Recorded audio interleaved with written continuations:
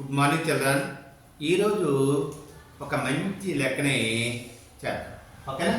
చూడండి ఇక్కడ రహీంకు దినేష్ కన్నా 10 మార్కులు ఎక్కువ వచ్చాయి. జార్జ్కు రహీం కన్నా 25 మార్కులు తక్కువ వచ్చాయి. ముగ్గురి మొత్తం మార్కులు 235 అయితే జార్జ్కు ఎన్ని మార్కులు వచ్చాయి? వీటి ఆన్సర్ చూద్దాం. ఏ 55, బి 65, సి 75, డి 74. మొదటి చూడండి, రహీముకు దినేష్ కన్నా 10 మార్కులు ఎక్కువ వచ్చాయి. రహీముకు దినేష్ కన్నా 10 మార్కులు ఎక్కువ వచ్చాయి అన్నారు. అంటే ఇక్కడ మనకి దినేష్ మార్కులు తెలిస్తే కానీ రహీం మార్కులు తెలియదు. తర్వాత జార్జ్కు రహీం కన్నా 25 మార్కులు తక్కువ వచ్చాయి. ఇక్కడ జార్జ్ మార్కులు తెలియాలంటే రహీం మార్కులు తెలియాలి. రహీం మార్కులు తెలియాలంటే దినేష్ మార్కులు తెలియాలి. వీళ్ళు ముగ్గురిని వలస వేసుకున్నాం. దినేష్, రహీం, జార్జ్. మనకి దినేష్ మార్కులు తెలియవు కదా, సో దినేష్ మార్కుల్ని ఎక్స్ అనుకుంటాం. రహీంకు దినేష్ కన్నా 10 మార్కులు తక్కువ వచ్చాయి.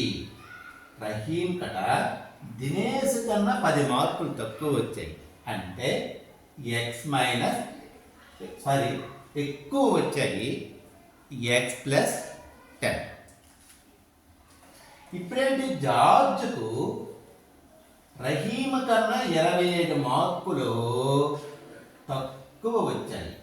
ఈ రహీం మార్కులు x+10 దీనికన్నా 25 మార్కులు తక్కువ వచ్చాయట. ఇప్పుడు మన దగ్గర 10 రూపాయలు ఉంది, 25 రూపాయలు అప్పు ఇవ్వాలి. ఇప్పుడు 10 రూపాయలు ఇచ్చేగా మరలా 15 రూపాయలు అప్పు ఉంటాయి. అంటే జార్జ్ మార్కులు x-50. ఇప్పుడు వీరి ముగ్గురి మార్కులు మొత్తం 235. ముగ్గురు మార్కులు దినేష్ మార్కులు ప్లస్ రహీం మార్కులు x+10 ప్లస్ జార్జ్ మార్కులు x-50 = 235. చూడండి, ఇక్కడ ఎక్స్లు 1x, 2x, 3x, 3x. ఇప్పుడు ఇక్కడ ప్లస్ వస్తుందా మైనస్ వస్తుందా అని మనకు సందేహం. కానీ ఇక్కడ 15 రూపాయలు అప్పు ఉంది, 10 రూపాయలు మన జేబులో ఉన్నాయి. ఈ 10 రూపాయల్ని ఇచ్చేసాం. ఇంకా ఎంత ఇవ్వాలి? 5 రూపాయలు. 5 రూపాయలు అప్పు కదా, సో 3x - 5 = 235. ఇక్కడ -5 అంటే ఈ పక్కన మనకి ఈక్వల్ టు ఇది మైనస్ చేస్తుంది, ఇటువైపు వస్తే మనకి ప్లస్ చేస్తుంది. 3x = 235 + 5.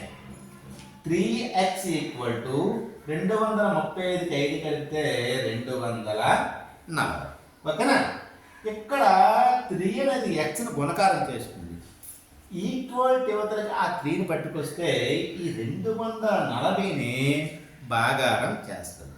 So x = 240/3. చూడండి, ఇక్కడ 3 1 3, 3 8 24.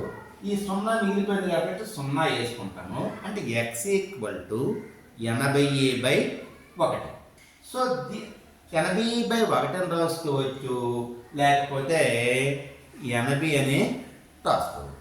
ఇప్పుడు మనకి ఎవరి మార్కులు కావాలి? జార్జ్ మార్కులు కావాలి. జార్జ్ మార్కులు ఎంతమ్మా? x-15. x అంటే = 80 - 15. సో 80లో 15 తీస్తే ఎంత?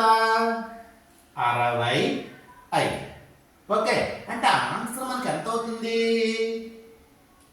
బి అనేది అవుతుంది. ఈ విధంగా లెక్కను చెయ్యాలి. ఓకే.